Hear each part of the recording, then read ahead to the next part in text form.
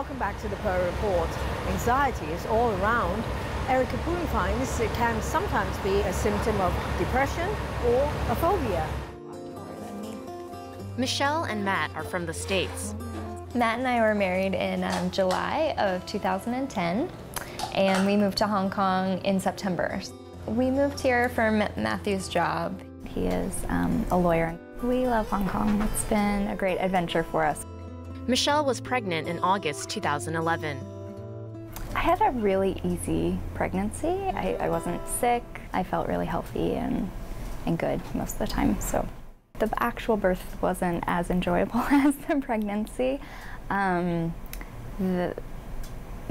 water broke, but it was a slow leak, and so the doctor had encouraged me to wait to see if contractions could start naturally because I wanted to deliver without drugs. After 24 hours of that, I had never started contractions, so they induced labor. For 15 hours I was on oxytocin, but I never dilated any further or progressed from when they started that. So after 39 hours, after my water first broke, they took my baby via C-section. Simon was born on May 31st, 2012.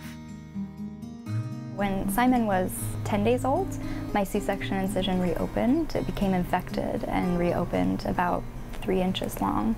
So I was rehospitalized for 3 days while they kind of contained the infection. That was a time where I was separated from him. They released me, but on the condition that I had to return on a daily basis to have the infection cleaned and then the wound redressed. And it closed just before he was 3 months old. He is really great baby. We're really, really lucky. He's just very happy and very bubbly. He's a really good eater and sleeper. Immediately after he was born and when I was visiting the doctor regularly, I was just kind of in this, we have to get better mode, so I can take care of him. And I think that once I was well physically, I felt like a big crash, basically, when it just kind of all settled on me about what I had been through. And in some ways, even today, I still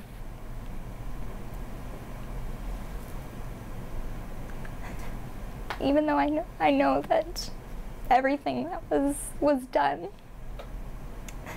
that could be done to help him arrive here and help both of us actually still be well, I think I do feel a lot of sadness that his arrival wasn't more typical or what most people would expect to experience. Good. I also feel a little bit of guilt because I feel like that I failed kind of him on giving him that natural entry into the world. Michelle developed postnatal depression. For some women, it's within the first week or two, and for others it can be a couple months later. Usually sadness. A lot of women feel very overwhelmed, and then you do get other things like anxiety that come through as well.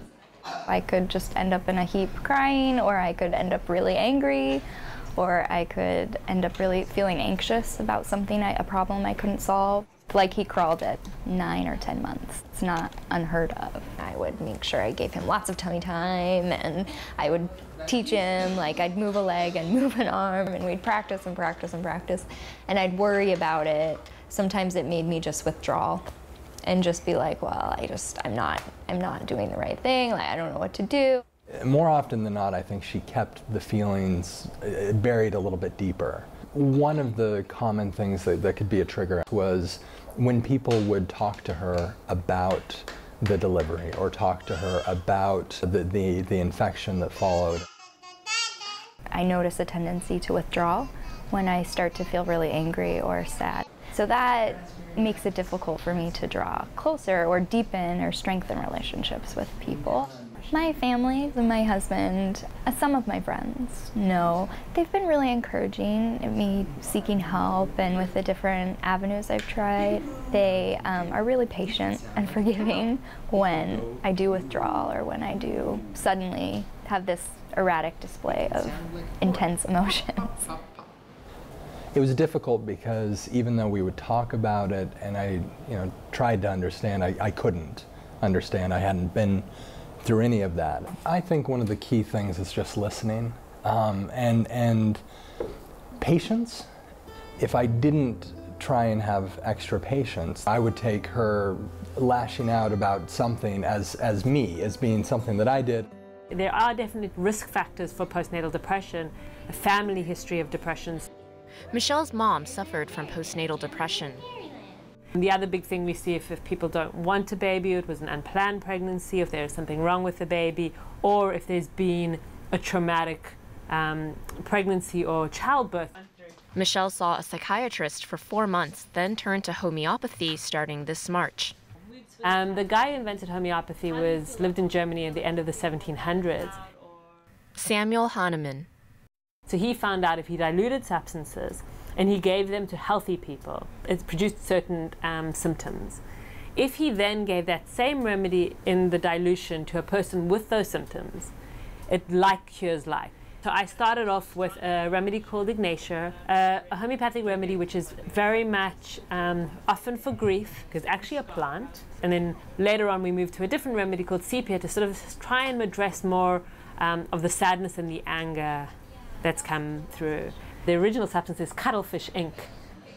Homeopathy, okay. It's not our area of expertise. And whether to use that or not, I think the customers or the clients should really look at the evidence base or the number of studies supporting those use.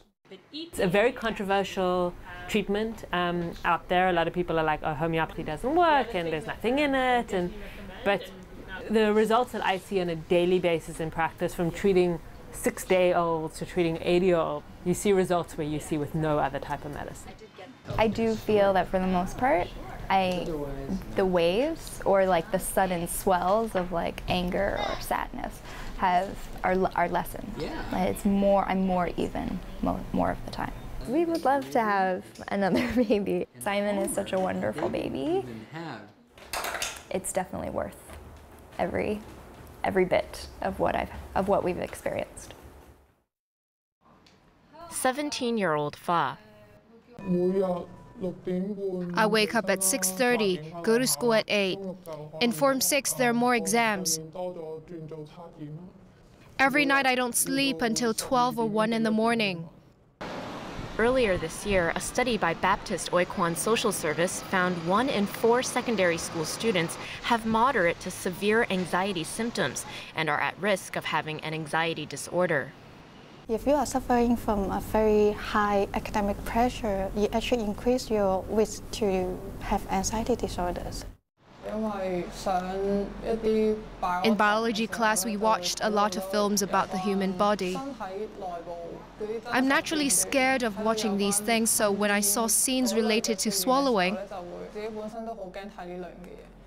I had this feeling of terror. Fa developed a phobia of choking. A phobia is a type of anxiety disorder.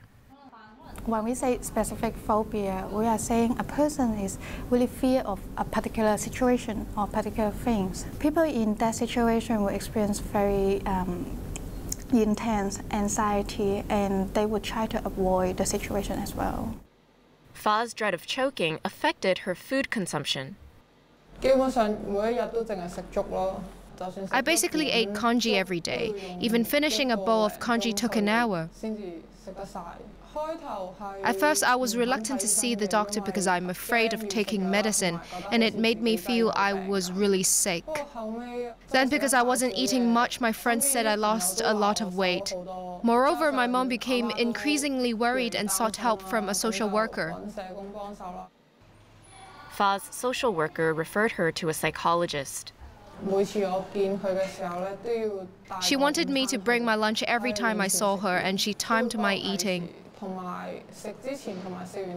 Before and after eating, she'd ask how scared I am. When I couldn't eat anymore, she would encourage me to continue eating. Slowly, my eating situation improved. I started eating rice and noodles. To overcome the anxiety, we actually need to face the situation, and then we need to experience that we can cope with the anxiety, and it's okay, and it's safe to be in that situation. Now, when I and my schoolmates order takeaway or buy noodles at the kiosk, it takes me 20 to 30 minutes to eat it. Once I almost finished a lunch box. My friends said it was the first time they'd seen me eat so much. They were all very excited. It made me feel I was making progress. Well, thank you for watching our show. It will be re-aired on Tuesday and Saturday, as well as on tvb.com. Until next time, from the Pearl Report team, good night, good luck, and good health.